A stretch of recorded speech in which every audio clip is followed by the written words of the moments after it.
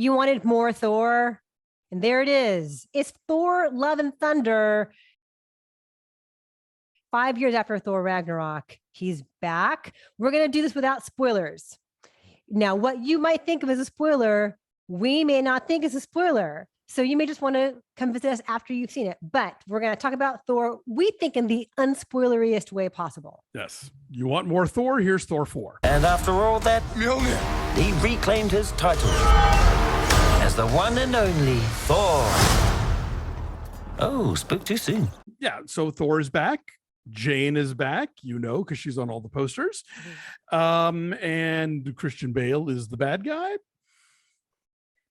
I kind of feel like that's really all I can talk about. Like, No. what? I mean, like, I don't.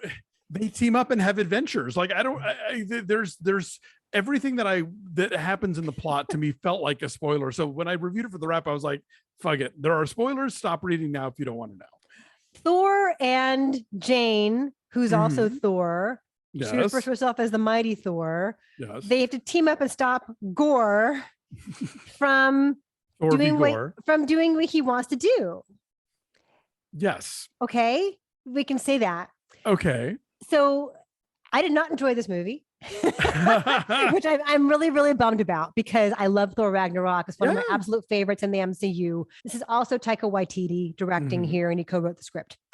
It makes these really ungainly tonal swings. Yes. It begins like you'd be forgiven for thinking you had walked into the wrong theater, because it begins in a really serious way, like a devastating and violent way that does not in any way signal we are here for jokey summertime MCU fun. Right. So there's that, but then it tries to swing into that with like Thor and the Guardians, and you have umpteen Guns N' Roses needle drops, all of which are incredibly on the nose, commenting on what's happening in the moment. And not nearly as fun as all the hair metal needle drops in Peacemaker. That's a good point. Yeah, those were much more inspired. Yeah. You have Taika Waititi as Korg narrating quite a bit. Taika Waititi, the director, really likes Taika Waititi as Korg because there's a whole lot of them here. I think a little bit of Korg goes a long way. He narrates just like basically like previously on Thor and like catching you up on what happened to him and how he had the dad bod and the Lebowski sweater and then getting back into shape again. And it's funny, the trailers are really misleading because they suggest that this whole movie is going to be a Thor and Guardians adventure, and it's not. Oh, no. The Guardians are gone real early. Like literally Bradley Cooper did a half a day's work in a recording booth saying rude things as Rocket. That's how little there is of the Guardians here. So just know that going in. Zoe Saldana is not even in this, am I right? No, because she dies. Oh, right? Gamora dies. I don't remember anything. I don't know. Okay, that would explain why she's not in it then. No, you're right. Absolutely. This movie wants to bring back all the stuff that Waititi brought to Ragnarok, the kind of the jokiness, the lumbering oafness of Thor, but then with like real.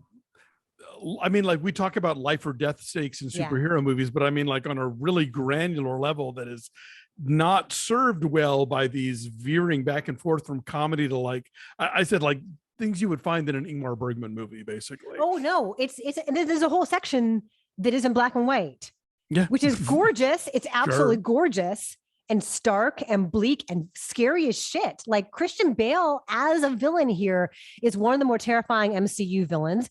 His motivation is totally understandable and legitimate and clear.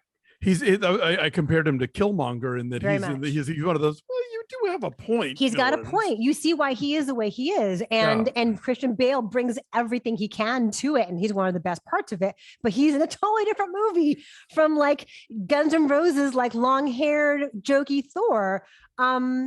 We also have Russell Crowe here as Zeus doing like kind of an intentionally hilariously bad accent, but that's a whole other kind of movie.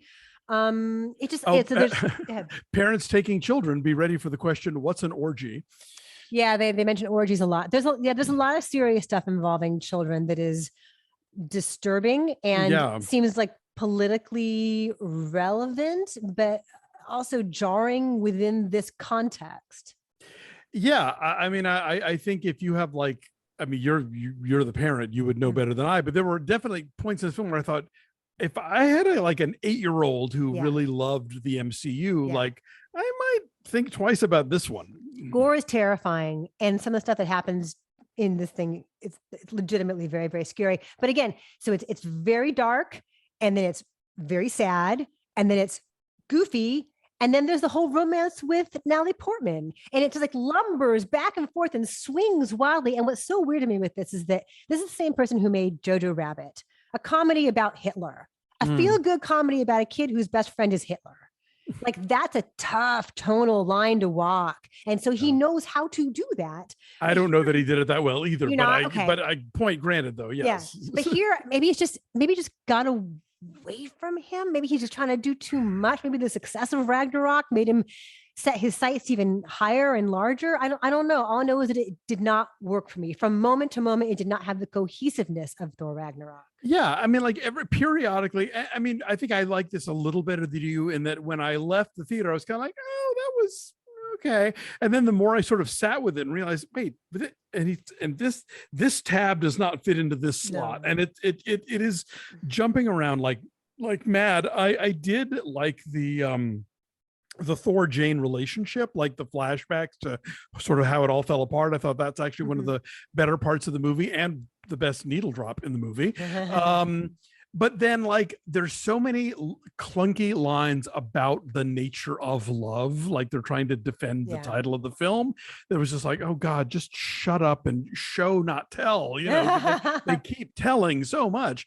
I will give this movie points for having some queer subtext sprinkled throughout. You have a pair of moms in New Asgard. Korg has two dads. Korg has two dads because he comes from an entirely all-male race, and he explains where babies come from. Relax, it's about hand-holding.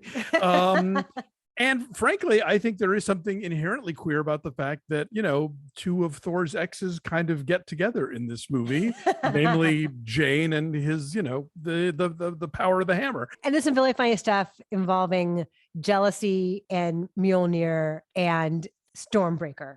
Yes. That's some funny shit. Like the visuals that they play with that. It's subtle in a way that this is not a very subtle movie, but there's some cute stuff with that. Also, Valkyrie is more overtly queer in this one, more flirtatious with other women in this one.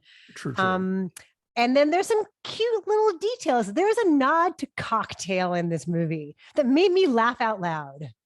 Did you not catch it? Oh, okay. No, I remember what you're talking about now. Yeah. So, I mean, here and there, sprinklings of like humor, but for the most part, man, here's what I will say. The first end credit scene is better than the entire movie that preceded it. I clapped and cheered, and Nick's like, what are you doing? Who is that? I'm like, As a tease for what it might eventually grow into, yes, it is definitely very exciting. That was very exciting. The second one, not the one at the very, very tail end, is not so good. Okay, so I'm saying 5. I said 5.5. Okay. It's a bummer. This is one of my least favorite MCU movies. I'm kind of bummed. Yeah, I have this list of the wrap that I always have to update, and it definitely went into like the lower third. So, So our numbers are 5.3. Thor: Love and Thunder is everywhere. Let us know what you think when you see it.